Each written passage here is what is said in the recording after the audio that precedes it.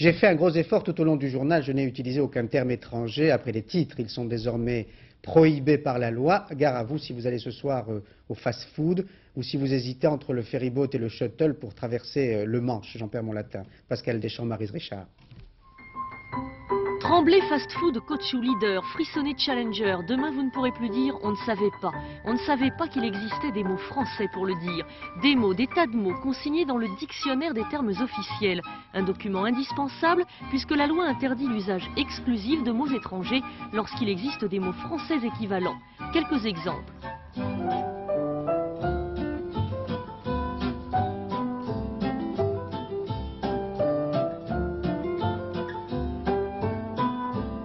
Plus sérieusement, la loi renforce les sanctions contre tous ceux qui présenteront en public des inscriptions, annonces, contrats de travail, notices ou modes d'emploi dans une langue étrangère. Des cas plus fréquents qu'on ne le croit. Nouvel exemple.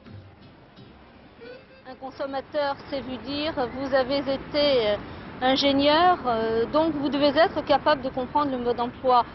Même s'il n'est pas traduit de cette tondeuse à gazon. Nous sommes allés devant le tribunal et la société a été tenue de fournir non seulement un mode d'emploi en français, mais une nouvelle tondeuse à gazon parce que l'utilisateur avait mal monté sa machine.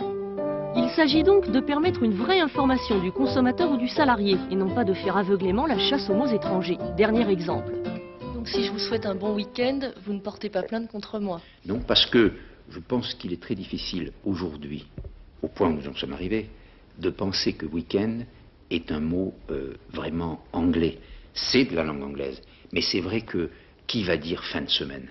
Donc là aussi, nous devons être cohérents et nous devons bien penser qu'une langue comme la nôtre, qui est une grande langue universelle, elle est faite aussi de tas d'apports, de tas d'ajouts, d'évolutions, que ce soit venant de langues étrangères ou que ce soit venant de l'évolution de notre propre langue.